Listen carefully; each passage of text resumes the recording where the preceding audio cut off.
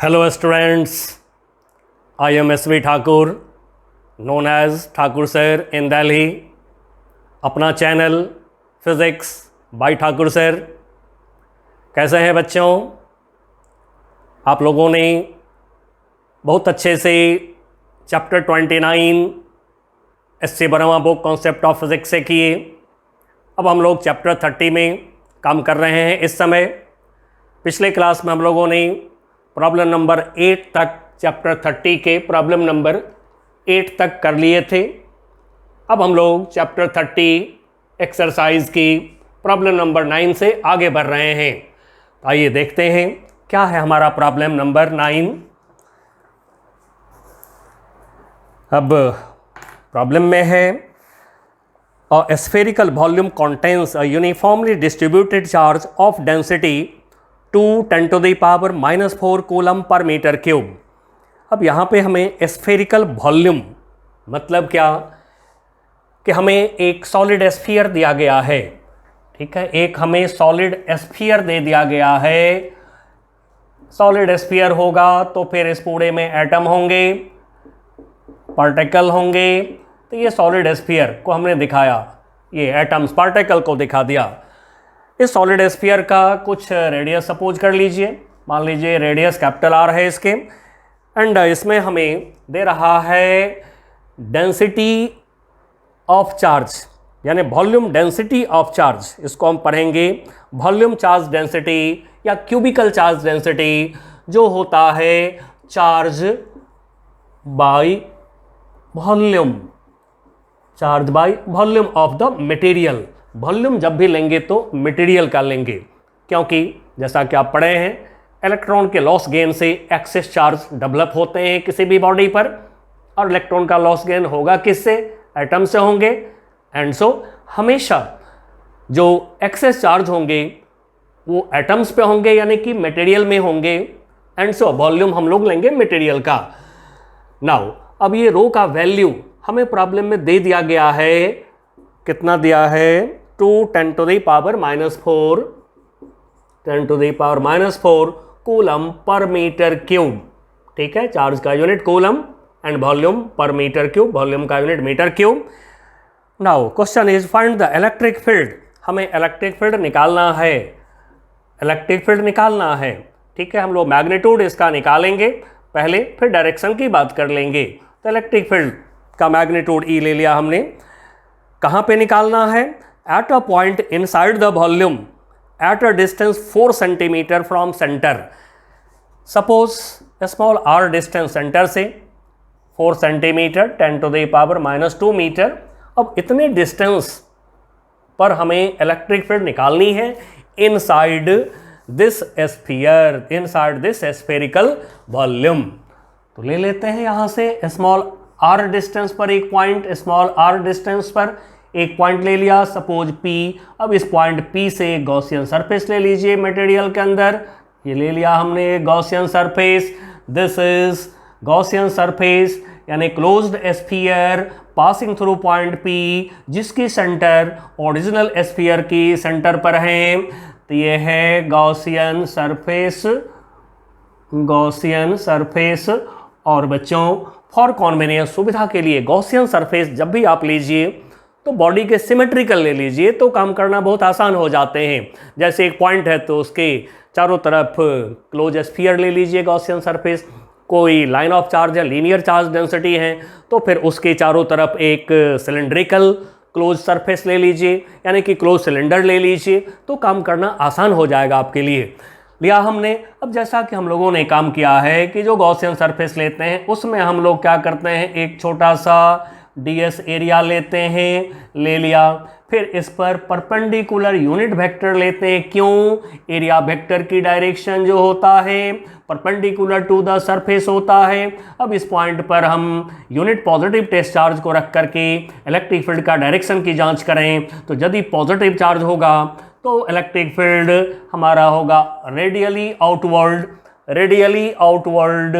इसको ई ले लें। नहीं, यदि नेगेटिव चार्ज होगा तो यूनिट पॉजिटिव टेस्ट चार्ज को नेगेटिव चार्ज क्या करता है? अट्रैक्ट करता है, एंड सो इलेक्ट्रिक फील्ड अंदर के तरफ हो जाएंगे। चलिए अब हम सबसे पहले गॉसियन सरफेस के अंदर कितने चार्ज हैं इसका पता लगा लें। तो इसके लिए यहां से charge equal to rho into volume कर लीजिए, ठीक है। तो फिर अब यदि मान लीजिए कि रो निकालना होता, यहां तो प्रॉब्लम दे दिया है आपको, नहीं निकालना होता यदि, तो फिर हम सपोज करते कि इस होल स्फीयर के पास में चार्ज है क्यू, होल स्फीयर का वॉल्यूम हो गया 4/3 पाई आर क्यूब। तो होल स्फीयर की चार्ज अपॉन होल स्फीयर की volume, charge per unit volume, यही है वॉल्यूम चार्ज डेंसिटी या क्यूबिकल चार्ज डेंसिटी। बट ये हमें प्रॉब्लम में दे रखा है, गिवन है ये। तो फिर हम यहां से आगे बढ़ते हैं। तो चलिए सबसे पहले निकालते हैं टोटल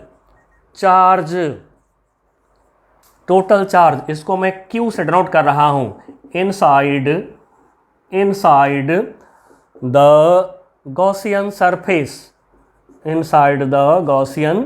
सरफेस, अब ये टोटल चार्ज कैसे निकलेगा, बस यहां से निकलेगा।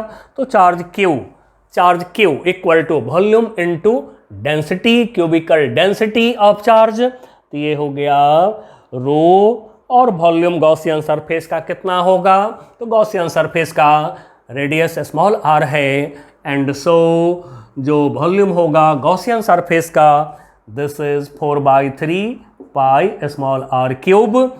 नाउ अब गॉसेस लॉ हम लगा लें गॉसियन सरफेस के लिए। तो according to Gauss's law, close integration E dot D s. अब ई डॉट डी एस क्या होता है, जैसा कि आप पढ़ चुके हैं ऑलरेडी, ये स्मॉल इलेक्ट्रिक फ्लक्स है। जब इसको इंटीग्रेट कर दिया हमने तो फिर टोटल इलेक्ट्रिक फ्लक्स हमें मिल जाएंगे, और यहीं क्लोज सरफेस के लिए इंटीग्रेट कर दिया तो total electric flux over close surface मिल जाएंगे। अब ये स्टेप डायरेक्ट हम लोग लेंगे तो अच्छा रहेगा, टाइम की बचत होगी हमारी। तो E dot D S close integration लेंगे, total electric flux over the Gaussian surface आपको मिलेगा। Now this equal to rho into 4/3 pi small r cube, और गॉसेस लॉ कहता है total electric flux over close surface is total charge inside upon epsilon naught. तो epsilon naught से divide ले लीजिए, चलिए डिवाइड ले लिया एप्सिलॉन नोट से, ठीक है, डिवाइडेड बाय एप्सिलॉन नोट कर लिए। अब हमें सोल्यूशन करनी है। तो ई डॉट डी एस, जिधर ई है radially outward, n cap unit vector, area vector के लिए एन कैप हम लोग लिए हुए हैं शुरू से ही।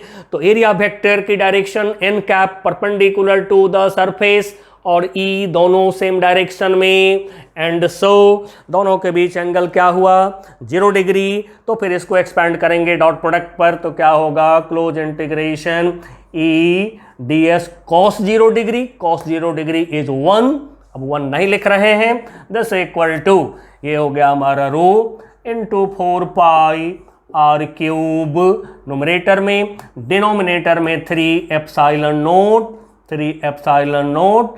चलिए इसको सॉल्व करके हमें ई निकालना है, तब हम लोग ई निकाल लेंगे। इलेक्ट्रिक फील्ड ई हमें चाहिए। तो नाउ अब इसको सॉल्व कर रहे हैं। ई को हम आउटसाइड इंटीग्रेशन ले लेंगे, बिकॉज डी के साथ एस वेरिएबल है, तो ई को आउटसाइड इंटीग्रेशन ले लिया। Now close integration d s equal to rho into 4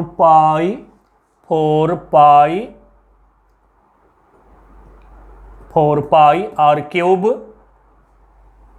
small r cube upon 3 epsilon naught कर लिए। अब ds का इंटीग्रेशन होल गॉसियन सरफेस के लिए इंटीग्रेट करेंगे, टोटल सरफेस एरिया ds का integration s total surface area क्या होगा, तो स्फीयर की surface area 4 pi r square. Now this is rho into 4 pi r cube upon 3 epsilon naught. Now 4 pi से 4 pi cancel हो रहा है, 2r इधर कैंसिल कर दें तो 1r बचेगा, and so E equal to आ गया हमारा rho r upon 3 epsilon naught. अब बच्चों हो सके तो आप इसको एज फार्मूला याद रखिएगा तो बहुत अच्छा रहेगा, क्योंकि स्फीयर की बहुत सारे प्रॉब्लम्स गॉस लॉ में आते रहते हैं। अब वैल्यूज पुट कर दीजिए, आंसर निकाल लीजिए वैल्यू पुट करके, और मैंने थोड़ा इसको डिराइव कर दिया है जानबूझ करके। क्यों? तो डेरिवेशन जिनको आता है उनको पूरा फिजिक्स आता है, इसलिए डेरिवेशन को सीखना चाहिए। यदि आप डेरिवेशन कर सकते हैं तो कॉन्फिडेंस रखिएगा आप पूरी फिजिक्स सॉल्व कर सकते हैं। तो नाउ अब E equal to value put कर रहे हैं। अब हम E इक्वल टू रो की वैल्यू 2 × 10⁻⁻4 रख लिया, स्मॉल r की वैल्यू 4 × 10⁻⁻2 रख लिया, अपॉन 3 एप्सिलॉन नॉट की वैल्यू रख लिया 8.854 10⁻⁻12। नाउ अब इसको जरा कैलकुलेट मैं कर देता हूं, आप भी कैलकुलेट कर लीजिए।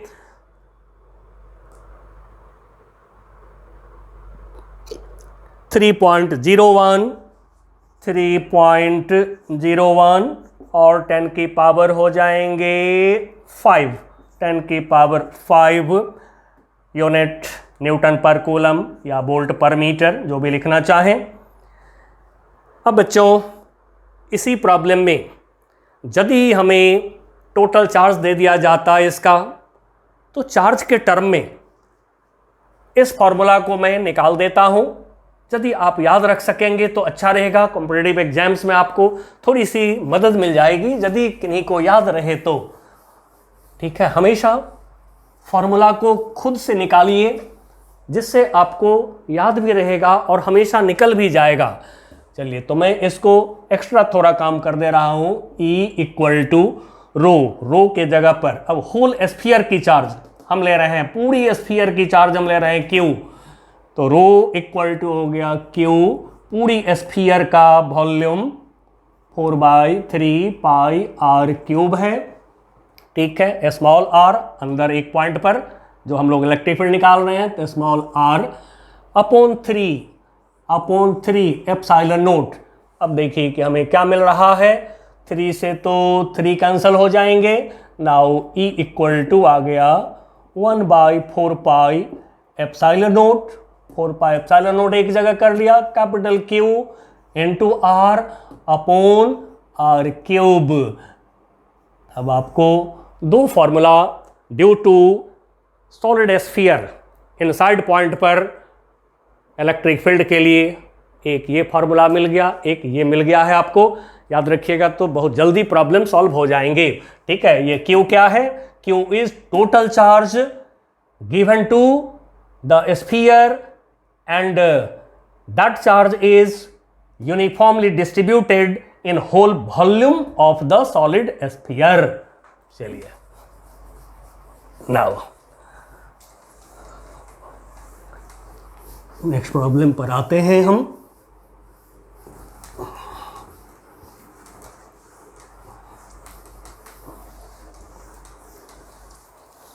आइए प्रॉब्लम नंबर 10 देखते हैं क्या है। प्रॉब्लम नंबर 10 में है the radius of a gold nucleus. Problem number 10, the radius of a gold nucleus Z79। मान लीजिए कि यह है हमारा gold nucleus, this is gold nucleus. अब जैसा कि आप जानते हैं न्यूक्लियस इज स्फेरिकल, तो दिस इज गोल्ड न्यूक्लियस। अब इसके ये मैंने सेंटर ले लिया है। अब इसका Z एटॉमिक नंबर 79 है। एटॉमिक नंबर क्या होता है? नंबर ऑफ प्रोटॉन्स होते हैं। तो फिर चार्ज इनसाइड न्यूक्लियस, इसको मैं कैपिटल Q लिख रहा हूं। तब देखिए ये क्या होगा, Z एटॉमिक नंबर है, मतलब Z प्रोटॉन है। 1 प्रोटॉन की चार्ज E से हम लोग स्मॉल e से डिनोट कर रहे हैं, तो फिर Z प्रोटॉन की चार्ज क्या होगा? ZE होगा।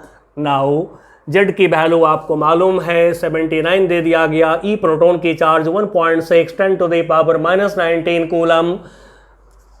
Now let us suppose radius of this nucleus is capital R capital R radius suppose कर लीजिए। अब दे दिया गया रेडियस की वैल्यू आपको r equal to 7 10 to the power -15, 7 10 to the power -15 metre radius बता दिया। Assume that the positive charge is distributed uniformly throughout the nuclear volume. पूरे वॉल्यूम में पॉजिटिव चार्ज डिस्ट्रीब्यूटेड है, प्रॉब्लम कर रहा है पूरे ही वॉल्यूम में पॉजिटिव चार्ज जो है पूरे न्यूक्लियस में डिस्ट्रीब्यूटेड है, ठीक है, यूनिफॉर्मली डिस्ट्रीब्यूटेड है। अभी अभी जो काम किए हैं सेम प्रॉब्लम रिपीट हो रहा है। Find the strength of electric field at the surface of nucleus. अब आइए सरफेस ऑफ न्यूक्लियस के सरफेस पर हमें चाहिए इलेक्ट्रिक फील्ड। बच्चों, जैसा कि हम लोगों ने लेक्चर के दरमियान पढ़ा था कि यदि हमारा गिवन पॉइंट स्फीयर के सरफेस पर है, चाहे हॉलो स्फीयर हो चाहे सॉलिड स्फीयर हो या फिर सरफेस के बाहर है given point, then total charge को सेंटर पे हम एज्यूम कर सकते हैं। ये रिजल्ट मिला था हमें जिस समय हम लोगों ने electric field due to spherical shell निकाला है। तो अब बेसिक डेरिवेशन नहीं करके अब रिजल्ट को यूज करिए। तो पॉइंट हमें दिया गया है सरफेस पर, यहाँ पर दिया गया है पॉइंट, तो फिर टोटल चार्ज जो है इस टोटल चार्ज Q को यहाँ पे एज्यूम करिए, सेंटर पे यहाँ एज्यूम करिए ऐसे। तो फिर यहाँ से R डिस्टेंस पर हमें इलेक्ट्रिक फील्ड चाहिए, ठीक है, इलेक्ट्रिक फील्ड हमें चाहिए R डिस्टेंस पर। अब आपको क्लियर लग गया, फार्मूला तो आपको आता है। तो फिर कॉम्पिटिटिव एग्जाम में क्वेश्चन कितना जल्दी करते हैं ये बहुत इंपॉर्टेंट होगा आपके लिए। तो 1/4 pi epsilon not charge capital Q upon R square, रखिए वैल्यू 9 × 10 टू द पावर 9, ये है हमारा 79, 1.6 10 टू द पावर -19, रख लिया Q का value upon R square, R का स्क्वायर करिए, 7 का स्क्वायर अलग से कर लीजिए, 10 टू द पावर -15 का स्क्वायर कर लीजिए, -30। चलिए इसको मैं कैलकुलेट कर देता हूं।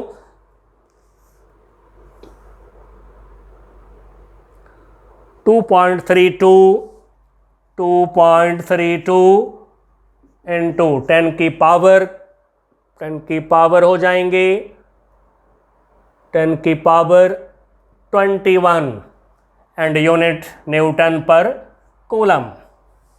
आइए पार्ट बी में आते हैं। पार्ट बी में कह रहे हैं at the middle point of the radius, जो रेडियस है इसके मिडिल पॉइंट पर, अब ये मैं इसको स्मॉल r सपोज कर रहा हूँ। मिडिल पॉइंट ऑफ रेडियस ये हो गया, यहाँ से यहाँ तक रेडियस हो गया, ठीक है, साइड करके दिखा दिया हूँ। अब ये मिडिल पॉइंट रेडियस का जो है इसको स्मॉल r डिस्टेंस पर सेंटर से मैंने सपोज कर दिया। अब बच्चों, अभी इससे ऊपर वाले प्रॉब्लम में हम लोगों ने निकाला है एक इक्वेशन, उसको यूज कर लीजिए। इसलिए याद रखिएगा कुछ फॉर्मूले जो डिराइव करके निकालते हैं तो आपको प्रॉब्लम जल्दी सॉल्व होगा, लेकिन फार्मूला को डायरेक्ट लर्न करने से वो भुला जाता है अक्सर। डिराइव करके यदि आप निकालिएगा तो नहीं भुलाएगा आपको, और कभी भी आप डिराइव कर भी सकते हैं फार्मूला को खुद से। तो स्मॉल r मैंने यहाँ पर लिख लिया, distance of middle point of capital R, this is capital R/2। अब देखिए capital R/2 7/2 10 to the power -15, ये हो गया हमारा 3.5 into 10 to the power -15 metre. अब जो हम लोगों ने अभी निकाला था inside the solid sphere electric field, उसको यूज कर लेते हैं। 1/4 pi epsilon naught, 1/4 pi epsilon naught Q जो स्फीयर के पास में चार्ज है, टोटल चार्ज जो स्फीयर के पास में है Q into small r upon r cube. चलिए वैल्यू रखिए, तो ये हो गया 9 × 10 to the power 9, capital Q 79, 1.6 10 to the power -19 capital Q का वैल्यू रख लिया हमने, ठीक है। अब ये स्मॉल आर की वैल्यू रखते हैं, स्मॉल आर की वैल्यू, चलिए न्यूमरेटर में into 3.5 10⁻⁻15 upon capital R cube, नीचे कैपिटल आर का क्यूब, 7 का क्यूब अलग से कर लीजिए, इंटू 10⁻⁻15 का क्यूब अलग से कर लीजिए, ठीक है। नाउ अब इसको ज़रा कैलकुलेट करिए। पहले जो है जो 10 की पावर है उसको एक जगह कर लीजिए, कैलकुलेशन आपका छोटा हो जाएगा, ठीक है। डिजिट्स एक जगह कर लेंगे, कैलकुलेशन देख के कभी नहीं घबराएंगे, डिजिट्स को एक जगह कर लें और 10 की पावर को एक जगह कर लीजिए, कैलकुलेशन तुरंत हो जाता है। तो now this is equal to, मैं ऊपर कर दे रहा हूँ, equal to 9 into 79 into 1.6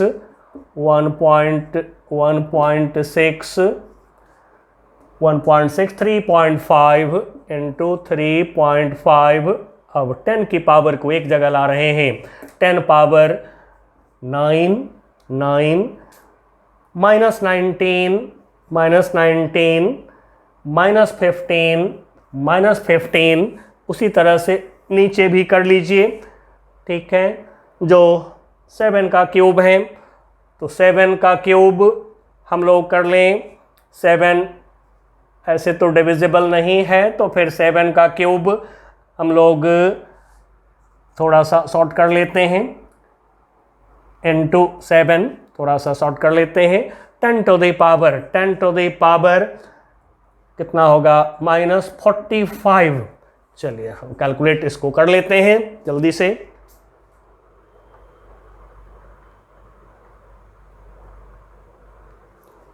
one point one six into 10 to the power ये 21, ठीक है। ये निकाले हैं हम लोग यहाँ पर न्यूटन पर कूलम या वोल्ट पर मीटर।